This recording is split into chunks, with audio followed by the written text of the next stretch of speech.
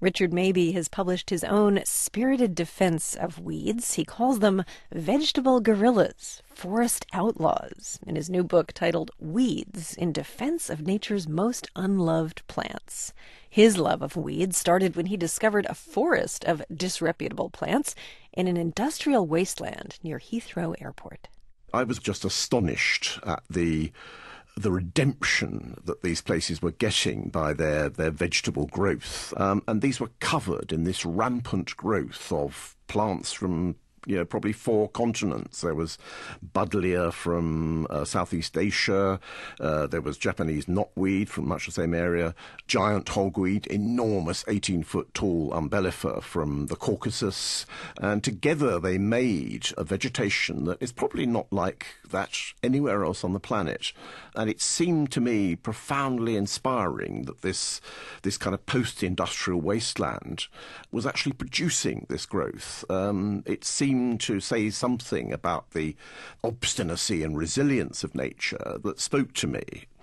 When you think about redemption of blighted landscapes, you give the example of what happened after the bombing around Britain in World War II, the devastating bombing of cities, where weeds took over and reclaimed these areas that had been utterly destroyed.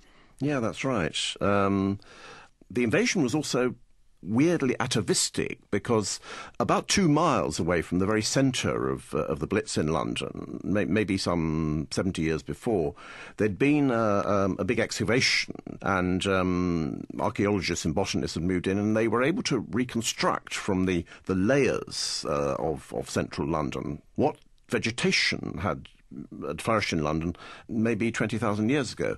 And it was precisely the same as had come up after the bombing.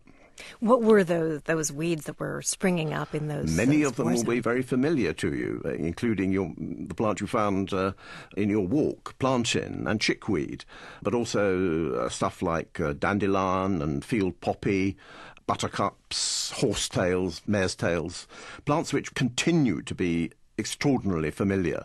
You spend a great deal of time talking about particularly strong and resilient weed called bindweed, and I'd like you to describe just how bindweed spreds, how potent it can be. Okay, well, I'm sure it doesn't need any introduction to I'm to a little anyone. familiar with it myself. Yeah, I think it's one of the most wily weeds. If you actually try to cut it up, which is what gardeners very often do when they're hoeing bindweed, they think, aha, we'll kill the beast, lamb it with a hoe and cut it into 100 pieces. You've simply created another 100 bindweed plants, because each one of those little cut white threads of root or stem can produce a new mother plant.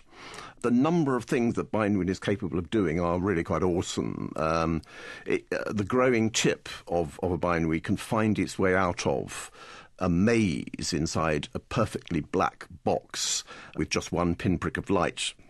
I'm curious, Richard, maybe where your defense of weeds ends and your respect for them. I mean, when you talk about invasive species especially that are just taking over entire swaths of countries, maybe kudzu in our country in the South, at what point do you say, this is a problem? My respect ends and it is a real problem.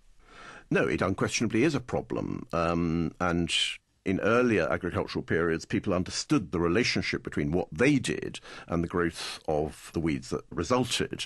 And I think we've lost that because we're so distant from plants generally. And they're now thought, we now respond by a kind of a reflex, not by reasoning. And we don't think through and ask that question, why is this weed here? What would you say to people, maybe to gardeners, who do look at weeds, and I'm sure I'm in this category, as things to be rooted out, as things that are upsetting the balance of a garden and the enemy, in a sense?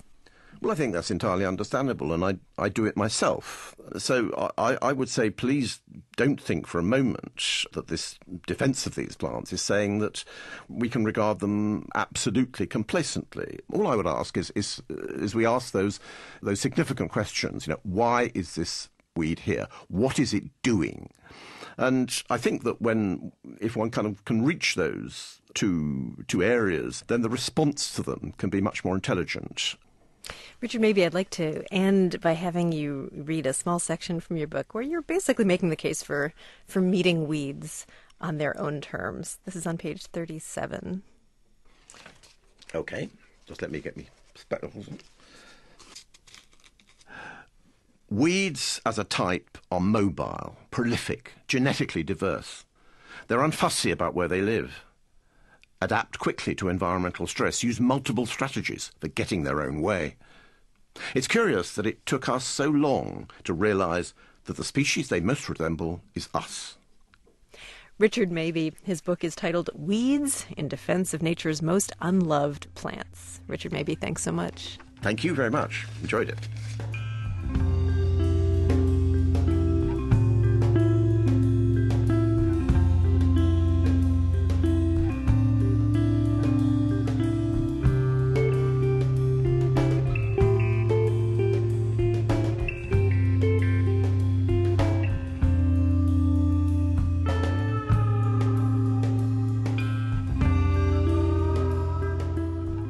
You're listening to All Things Considered from NPR News.